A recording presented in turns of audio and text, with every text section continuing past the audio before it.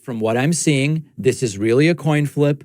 Georgia polling is looking better for Trump than it was some months ago, et cetera. And some people say, David, that's negativity. We need positivity, et cetera. My view is I want realistic. And I see no evidence that this is obviously going to be an election won by Kamala Harris. And in fact, if I look at the last 2 months, I see Trump momentum. The counter to Trump momentum is they're creating fake polls, et cetera, et cetera. I see Trafalgar Group there, but even if I ignore it, Quinnipiac, right? The other polls seem to show some swing to Trump. So tell me, who's right, who's wrong, what's in the data, what's not here? I mean, you're partially right, right? I mean, you're partially right in that I deal in data too. I deal in lead, man. My job is to tell you what's going to happen, not what you want to happen. Yes. But here's where you are a little off, I would say, is this idea that Trump has gained momentum, okay? And, you know, when you say, well, I look and there's Trafalgar, let me tell you, Tom Bonnier, Simon Rosenberg, and I were like, hey, maybe we should build an outside aggregator that uses only high quality public polling with likely voter samples, right? Yes. And so I was like, I'll go collect the data. So I went to go collect the data. This is like 3 or 4 days ago. And, you know, I pull it off and I start it's because I have not been looking at any of the polling data. As I've told you guys, it's all, you know, all I can tell you is it's a toss up. Okay. That's it. Right. And day to day, what you guys and your audience are seeing as changes in the race, right, are actually just changes in the polls. The race has stayed completely the same since the switch. It's an advantage 3 points nationally for Harris, which means that it is a toss up for sure at the swing state level. And I mean 50-50 toss up, right? So, you know, when I went to go build the aggregator, I had to write them back and say, actually, we can't do it because there's not enough standalone data to build it. And that's. Well, folks, I can't believe how dumb this person is. Well, actually, she's not dumb. I take that back. David Pakman is dumb. She's just dumber. This is somebody who's saying that she is data driven. Everything is all about data. Wrote a book. She's with data. She's with that idiot Simon Rosenberg, who's also a Democratic, you know, pollster hack, I think he's got the Hopium Chronicles or something like that. And he's always out there saying that I would rather much be in Kamala Harris's position than I would in Donald Trump's position. Now, she's saying there's not enough information for them to build their own aggregator. Really? Did you even take a look at some of the stuff coming out of Rasmussen, who does something on a daily basis, and the amount of crosstabs and the amount of data they have within their polling? Did you take a look at Atlas Intel, who does stuff around the freaking world there, honey? Has no dog in the hunt for America, but has called elections very, very closely all over the globe. You want to talk about data? You would get a data dump, honey, if you went to Atlas Intel. Trafalgar, Insider Advantage. How about the People's Pundit? Barris, you want to talk about some more data? What about, did you look at Gold Crown Politics? I know they're new already. Go Politics has been around for a long time. I'm forgetting the other one, On Point Politics. You know, Lester, new. Have you taken a look at that data? And then all the other data coming from the legacy networks, from the newspapers. I mean, the fact is why they don't want to do an aggregator is because they know that if they do an aggregator, they can't do an aggregator because it's going to negate everything that they're trying to portray here. That this election, and she's doing the same thing as these hacks are doing on the journalistic level. They're keeping it so close, because they don't have the freaking guts. You don't have the guts, honey, and neither does David Pakman, to go one way or the other and claim it and then own it. And if you get it right, you're fine. And if you get it wrong, you own up to it and say, wow, where did I mess up? And then you look at the data again and you find out where did you mess up and you go from there. but everybody's going like Harry Enton, CNN, and everybody else keeping it close, so close. So if it does go one way or the other, they'll say, hey, we had it close, but you know what? This broke for this. These people broke this way. The independents went this way. The early vote came in this way. The in-person vote came in this way. Blacks went over here. Asians went over here. Minorities went there. Women went there. Abortion, immigration, economics, food prices, gas prices, everything like that. And then they'll have their way of covering their asses. We've come out with a prediction. We've said that the polls never really changed. They were just movement and money polls to force a narrative that was happening out there. And they got that narrative, but Harris was never up. They were all false numbers. Trump was always up +2, +3 nationally. I think he's up +5, +6 nationally based on myself. Take a look at our videos. There's so many of them out there. I've got Trump at 345, final electoral college, and Harris at 193. But anyways, let's continue to listen to Dumber, part of Dumb and Dumber, David Pakman, and this data-driven lady. Let's see what else she has to say. One survey that's like the flood the zone narrative setter from the GOP. We're talking about 15 of them, and there's very, very small subset of public polling. Most of it is coming from the three trackers: the ICE Post, Reuters poll, the YouGov Economist poll, and the Morning Consult tracking poll. Now, all three of those are large sample internet surveys, so they have much bigger, more robust N sizes to look down at cross-tabular data, but they are sampled from internet samples. At least they're offering a likely voter sample and not adult or registered voter samples, which are also more noisy. And what do they show, David? Well, they show no difference. I mean, in fact, I think we just got an update from YouGov or Morning Consult or one of them a couple days ago, and it was still +4 Harris. Okay. So that's interesting. So let's probe that a little bit and dig in a little deeper. Likely voter models. Another claim that's made, and this is why we go to you, so you tell me whether this is a worthwhile claim. Another claim that is made is that the dynamics of this race are so wacky that determining who is really validly considered a likely voter is more difficult than ever. And so likely voter doesn't tell us something we need to know because we don't really have a good sense of who's likely to vote. Wrong, I would say. I mean, we have like this idea that the electorate is changing, and Trump brought in all these new people in 16, and maybe he's doing it now, right? Those things are really overstated, as are these day-to-day changes in the polls, which, of course, CNN, MSNBC, ABC, New York Times, all of them treat them as changes in the race, not changes in a survey moving from one to the other, right? And so this is another area that is really misreported and mishandled by media. So, So you have no concern that the issue with the polls is they're not really figuring out who's likely to vote. You're comfortable with that aspect of the methodology. I am, but here's where the uncertainty is going to enter. And like I put out a tweet about this. Now I've been doing weekly election analysis. So if you haven't subscribed to my Substack, you need to go and do that so that you're not following these polls every day and having freakouts. Okay. So you understand how to look at the rest of the data, because there's a lot of hard data that we can look at and other things that are not head-to-head horse race within the margin of error surveys. So you should go and do that.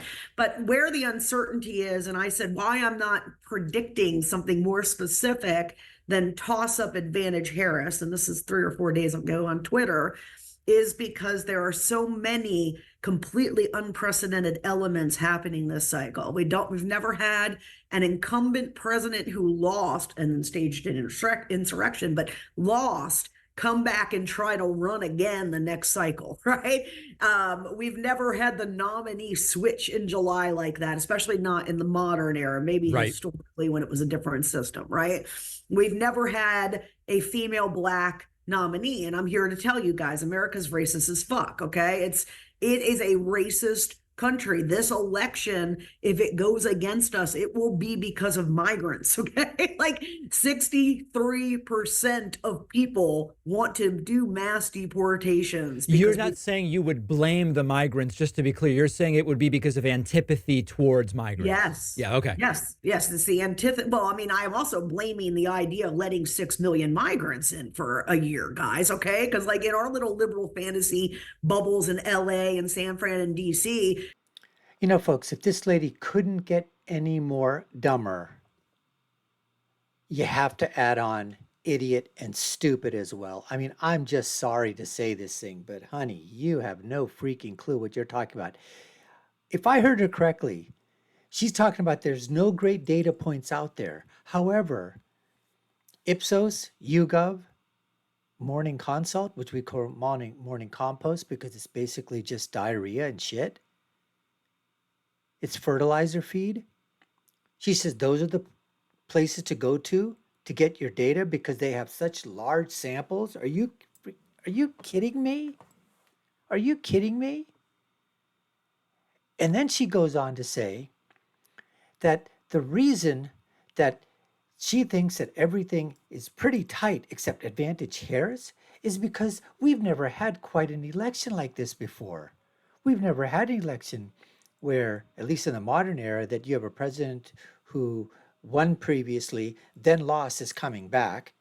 Nobody gives a crap about that. It's not even in people's minds. They just know it's Donald Trump. They don't care the fact that he won and then lost. What the hell are you talking about? And then second, that we had a change. There was an insert. There was an insurrection. Yes, in the Democratic Party, they had an insurrection against the sitting president, a coup, and they basically took him out. And so she's saying that's different. Nobody cares anymore. They could have put anybody in there. Could have put a ham sandwich in there. You know, like say you could indict a ham sandwich. Anybody would have worked. Any Democrat would have worked at the top of the ticket. It didn't matter. It just so happened that they gave it to her. And then she said that this country is racist as F. Really? This is why this lady just completely lost her credibility right then and there, folks. Barack Obama, the first 50% black, 50% white male, didn't he win the presidency twice? Didn't he flip 200 or so counties from red to blue that were we called the Reagan Democrats? And then Trump came in 2016 and reversed that and took those 200 counties and turned those from blue to red. And she also loses credibility when she said that Trump didn't bring in any new voters. He didn't bring any new people. That's where this lady loses absolutely all credibility. And the moniker of her being the dumber to David Pakman, the dumb, actually stands out. Let's listen to more because I'm just so much more interested in knowing what Dumber has to say in terms of data. Let's hear it from Dumber herself. People want is a certainty that we cannot provide because when we're talking about presidential elections, we're talking about an N size of like 38 total cases. There's like been 38, elections. Cop out. One every 4 years in the modern era, right? You don't have this big data set. And to have so. Yet, we basically base all predictions and everything on models that go back 2 to 3 decades and modeling turnout that way. But this lady, who data is so important for us, says there's just not enough information because there's only been 37 or 38 presidential elections. The reason they can't do the data right now and aggregate it is they know it's not going to work in terms of the narrative they're trying to force down the people's throats that this election is very, very close. So many known unknowns going on, it makes it very difficult to predict. But the so difficult. other thing is not so much trying to figure out who the likely voter is going to look like. Now we can anticipate that. So like Trump's strategy is to has really gone all in on writing off women, basically, JD Vance, right? Bullshit. And focusing on men. And their theory of the case is we're going to radicalize men on trans and immigration issues, and we'll get. And as if the Kamala Harris campaign has just not, and she doesn't talk about this, has decided not to go after men, but concentrate on Black women, white women, single women, and abortion issues in terms of KILLING, their babies, or MURDERING, their babies, right? But see, she doesn't talk about that. She just talks about, oh, the Trump Vance ticket. They've just completely written off women going after the men. She's not being intellectually honest. Dumber is not being intellectually honest. Low propensity voters to show up and vote, right? They're going to come out and vote. Well, the problem is to see that happen first, you have to see a registration boom in the data, because most of our states, you have to register in advance to vote later. Let me ask you a question about that specifically to Pennsylvania.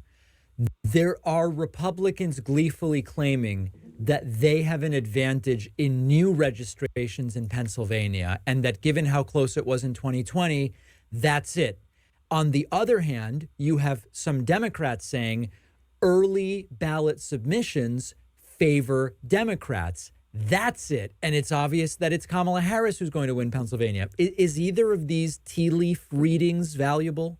No, I mean, early vote and vote by mail used to be valuable until Donald Trump went and told his side of the electorate that early voting and vote by mail was fraud. I mean, he Yes. did that all through 2020, and it changed mass voter behavior, not just.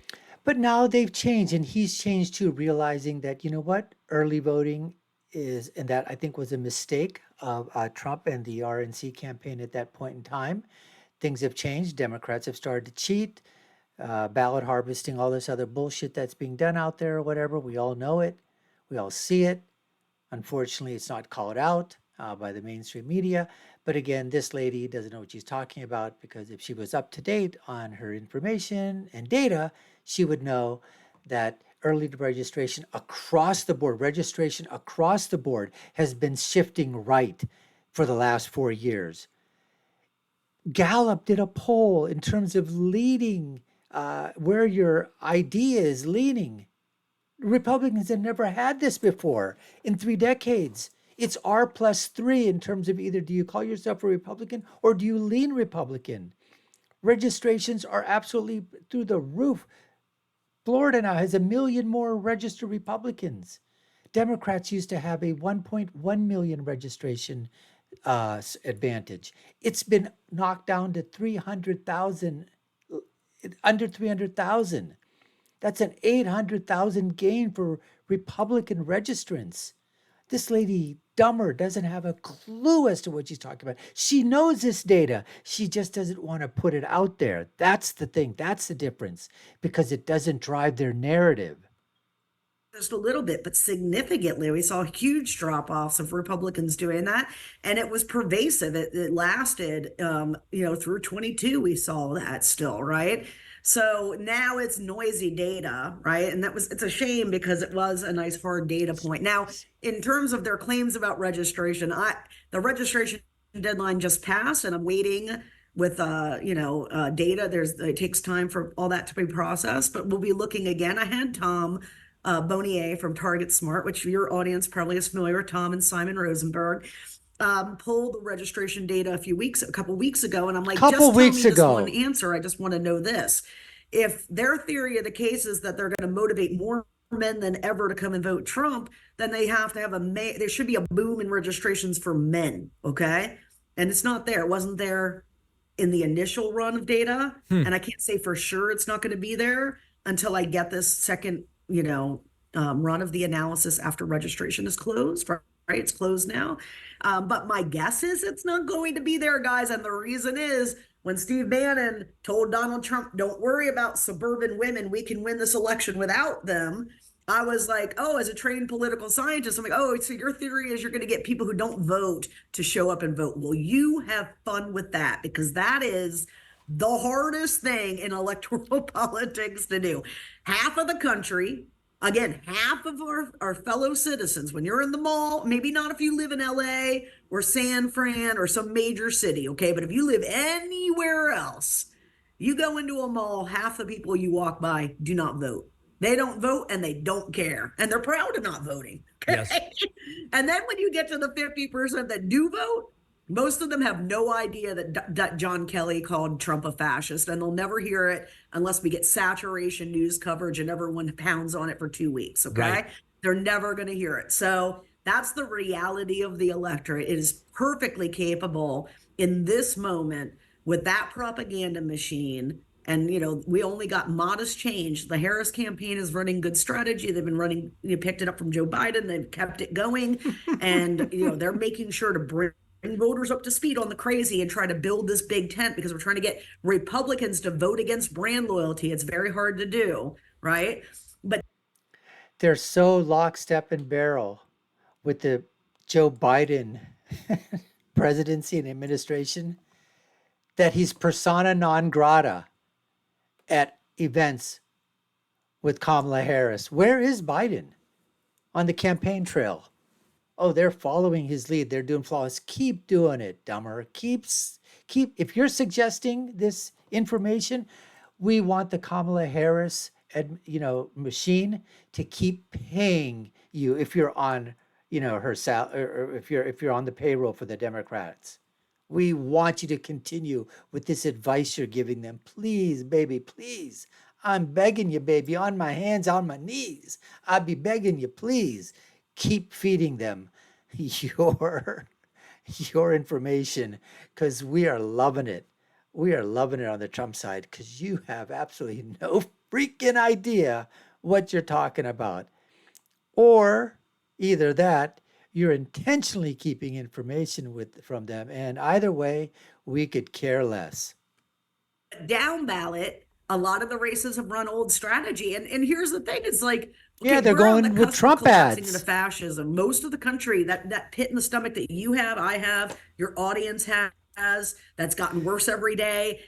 The F word. She used the F word again. Fascism. Here we go. Don't have no data to fall back on, but we do have the F word, fascism, to fall back on. Trump fascist. And will be almost like, undealable next week, right? That is not something that your average American at your kid's soccer practice has, dude. They don't even know that. They won't know until it's all happening. And then they're going to be like, oh, holy shit, what happened? Like, what do you mean that, the newspapers all have to sign up with a ministry of truth? So on that note, Rachel, I mean, I agree with you that Oh, you mean like the disinformation czar that they were basically putting during the Biden administration and we kicked her ass out? Oh, you mean that, dumber? And I'm talking about the young lady here because David Pakman happens to be dumb. She just happens to be dumber. Her cackling laugh is almost as bad as Kamala Harris's cackle. Oh my God. I just realized that. Why I'm getting a migraine listening to her cackling. It just reminds me of the intense migraine that I get when I listen to Kamala cackle. the John Kelly stuff, it's just not going to move the needle. I want to talk a little bit about, is there anything that could move the needle at this point other than a candidate dying? And I'll give you a couple of things that are just on my mind. There's this breaking story from yesterday. A woman says in '93 Trump groped her in a game with Jeffrey Epstein. Not everyone's even covering it. It's sort of like, okay, now there's 48 instead of 47 women who say that Trump did something. The other one I want to mention is there have started to be rumblings about, hey, there's going to be manipulated images coming out of Trump, sort of like as if Republicans are preparing for some really damaging video to come out, which they're going to say it's been doctored, it's not real. What could even hypothetically really change the race right now? Not a damn It's hard thing. for me to say. I saw those rumors pop up yesterday. Something's going to come out. Oh, and I saw, the right talk about AI. But then this thing comes out and it's like, it's a nothing burger because we live in a society that's accepted 48 sexual assaults. Why are they going to give a fuck about the 49th, folks? Okay? Exactly. So I'm not sure if that's. Could it be the same thing about Tim AWOLs and his alleged sexual assaults against minors, groping them, taking them on vacations, doing all sorts of, sexual perverse things with them, all alleged supposedly. Could we be about that? Or how about Emhoff, Doug Emhoff, allegedly beating the crap out of his, slapping around his girlfriend 12 years ago, impregnating the nanny of his, of his daughter, and then forcing her to have a miscarriage, and then signing her to a non-disclosure agreement and paying her off $80,000. Alleged, alleged, alleged. It's not alleged. I don't think so. It's all facts. It's all been talked about. In fact, she's coming back out right now. Then how about all these P. Diddy pictures of Kamala Harris in uncompromising positions? I don't think that's going to have any freaking effect at all on both sides. The thing that they were talking about and teasing all day, because if it is, it's completely useless, right?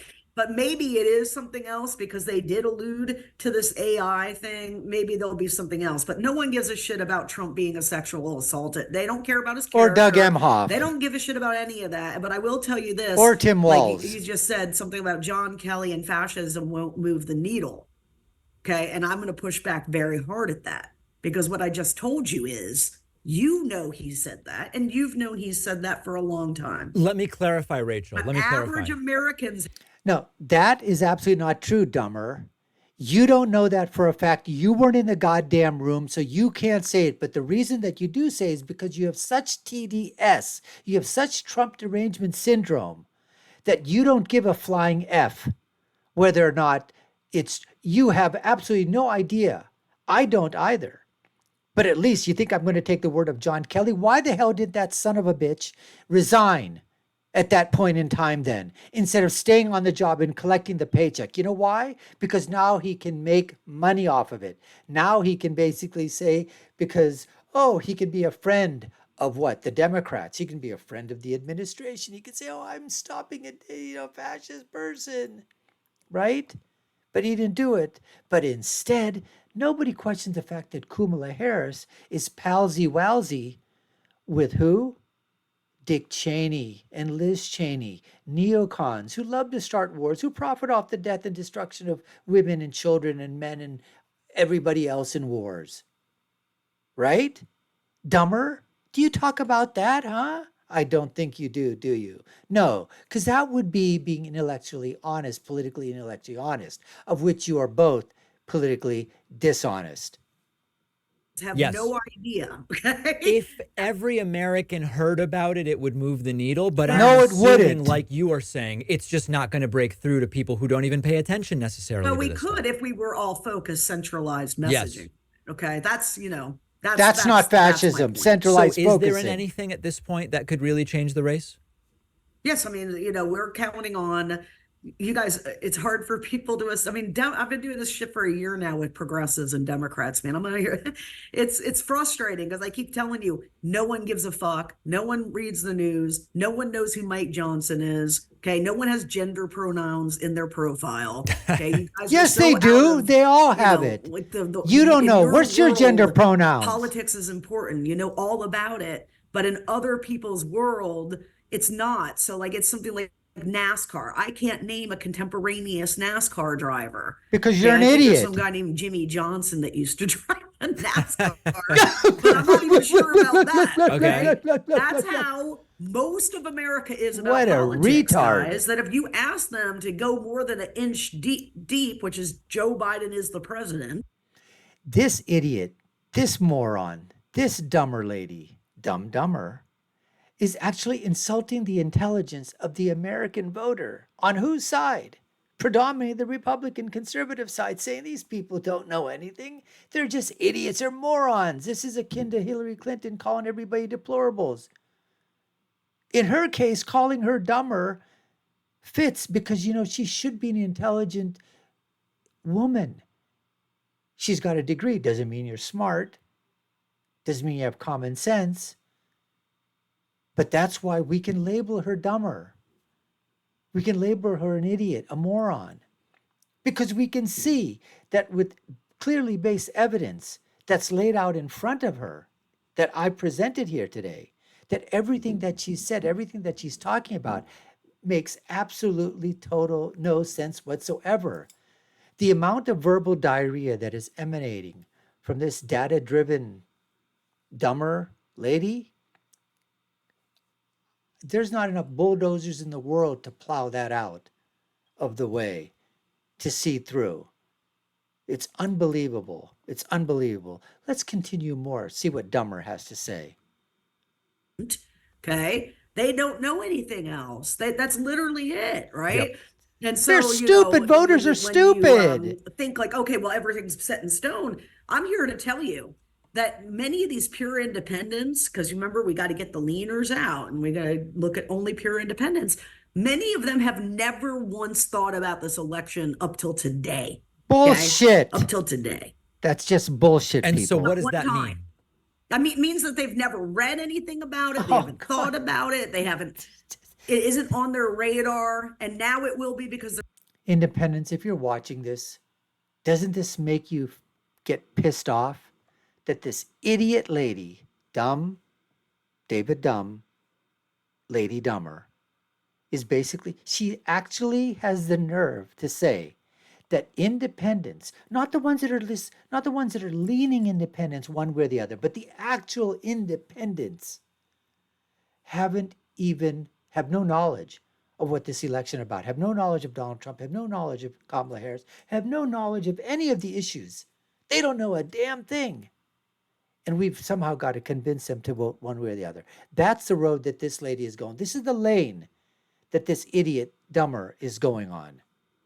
they're socialized or habituated into voting. So is the point that the stories between now and November 5th are what will make a difference to those independents? Yes, could make a big difference. Yes. It's the narrative. It's the top level narrative. So Yeah. it's less That's about either going to be Comrade Camp Kamala, right.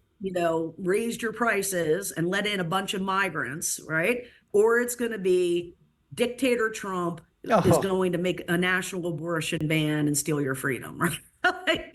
And we better win that narrative because they have a whole sound machine to do it with, right? We don't. We have to rely on mainstream media, and we have made Project 2025 a household name from nothing within a year. So we know we can do it, right? We know we can do it, but it causes this idea that we should be focusing on joy to close or, big progressive policies. Like, no, guys, we're trying to get democracy's about to collapse. If it collapses, here we the go. first people they're coming for the Gaza movement. Okay. The whole Gaza movement, white, black, Muslim, otherwise. If you're in that movement, you are target number one. It's right on Trump's website. They're coming for you, right? This lady, first of all, I don't even know if she has got a significant other, partner, but if I had to guess and put money down, I'd basically say that she's probably a lesbian and or a transgender, in the trans movement somewhere or whatever, because she's also an abortionist, because she is on that. She loves abortion. She wants to talk about it. She wants to make that the number one issue. She wants to KILL babies. She wants to MURDER babies. This is her biggest thing. It's not about genocide. It's not about economics. It's not about fuel prices. Not about energy prices. It's not about the border. Although that's one thing that she did say that was a huge mistake with this administration, letting it in because it gave cause and concern to make it an issue against the Kamala Harris administration. That's the only thing that this dummy got right out of this entire episode is the fact that, yes, Republicans are running on something that even Democrats agree with. But she couldn't get away from that data because then that would absolutely cement the fact that she's dumber. Let's continue. So we're talking about an election that's going to have catastrophic effects. Catastrophic. And our argument is everyone already knows that, so let's not bother to tell the electorate. No. That's the wrong instinct. Yeah. Rachel, a couple of quick ones before we wrap. And if you just don't have a sense of these, that's totally fine. Do you have a prediction on who wins the Senate and who wins the House? I mean, it's going to all go together, right? I mean, the Senate is feasibly the one that won't go. Like, we could win the presidency and the House. It's hard for me to imagine a scenario where she wins and we don't carry the House. It's a very slim GOP majority in the House.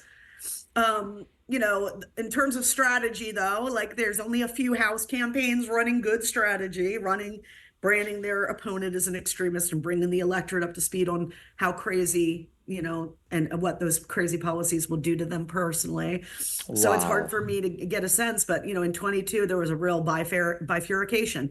People, races that ran new strategy.